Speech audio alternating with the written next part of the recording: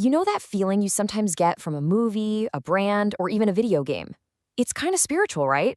Like what you're watching is way more than just entertainment. It's tapping into something deeper. Yeah, it's a weird feeling, but I bet you felt it. You know, that moment a superhero sacrifice hits you right in the feels? Or, and this is wild, an ad for a car somehow feels like a promise of salvation. So what's going on here? Why does so much of our modern media feel, well, almost religious? So where do we even start to look for an answer? Well, believe it or not, it comes from a pretty unexpected place. A super in-depth 400-page academic dissertation from the University of Heidelberg in Germany. Back in 2007, a researcher named Bojan Godina spent years just systematically taking this whole phenomenon apart, piece by piece. And trust me, what he found is absolutely fascinating. Okay, so at the absolute core of all his research is this really powerful idea he calls invisible religion. And I'm telling you, it's a theory that's going to completely change how you look at pretty much all the media you watch. So what is this invisible religion? Well, the idea actually came from a sociologist named Thomas Luckman. He basically argued that all of us, every single one of us, has this deep need for meaning. You know, that feeling that our lives have to be about more than just existing. And let's be clear, this isn't about organized religion or going to church. Nope.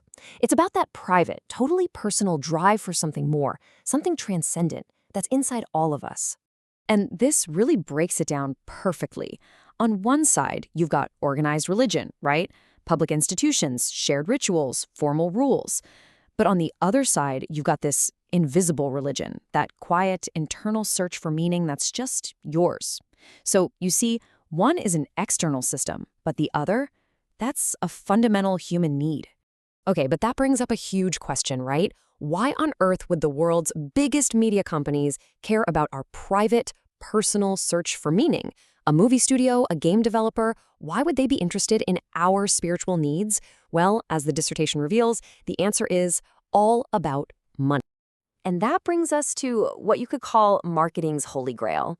Because it turns out, tapping into that invisible religion has become the absolute ultimate goal for a ton of modern advertising and media. I mean, just think about it for a second. We live in a world that's just flooded with products, right? So many things look and feel the same. So how does a brand stand out? Well, you stop selling features and you start selling meaning. You figure out how to attach your product, your brand, your movie to that deep human desire for a higher purpose. And this is the name the author gives it, subliminal marketing. Now, let's be clear, this isn't about flashing secret messages on a screen for a split second. No, it's way more sophisticated. It's about strategically weaving these grand, transcendent ideas into the media to create this incredibly powerful, almost spiritual connection between you and whatever they're selling. Okay, so how do they actually do it? How do you package up something as big as transcendence and sell it? Well, the dissertation basically lays out the entire playbook. So it really boils down to three main sales pitches. First up, there's transcendent identity. The idea that this sports car doesn't just go fast, it makes you a hero, a legend.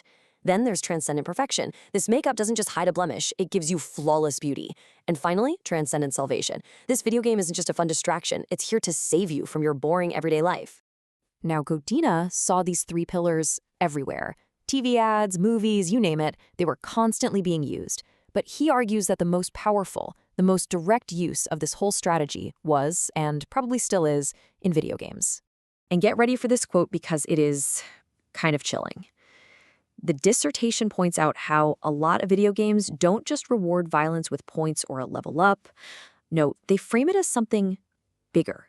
Acts of violence are literally bathed in this divine, otherworldly light, which makes them feel important, righteous, even heroic to the person playing. Suddenly, it's not just an action in a game. It feels like a sacred mission. And this, of course, brings us to the most serious part of this whole analysis. What is the impact of this subliminal marketing on the most vulnerable audience of all, children? Now, a common defense you might hear is, hey, isn't this just like a modern fairy tale? But the author draws a really sharp line in the sand here. Fairy tales, they come from our culture. They're meant to teach us morals. This stuff, it's a corporate strategy, and it has one single hidden purpose: to sell you something. And this is where we get into some really serious ethical territory. The dissertation argues that this whole tactic really exploits children because they just can't tell the difference between a genuinely spiritual moment and a clever sales pitch. It could even conflict with the whole spirit of international agreements like the UN Convention on the Rights of the Child that are meant to protect kids from this kind of manipulation. So after hearing all of this, what's the big takeaway? Should we just condemn all media? No, not at all. The actual goal is something way more powerful than that. Look, the point of this research was never about censorship or trying to create some kind of moral panic. It's all about media literacy. It's about pulling back the curtain so we can all have a new lens, a new way to understand the flood of messages we're absorbing every single day. And the author, Bojan Godina, says it best himself. The whole goal is to take this invisibility and make it visible, to give us the tools to see these strategies for what they are. Not so we run away from media, but so we can actually engage with it on our own terms, critically and consciously. And really, that's the challenge this research leaves for you. The next time you're watching a movie or playing a game, or you see an ad that gives you that profound feeling, you'll know what's going on behind the scenes. And here's the thing, once you see it, you can't unsee it.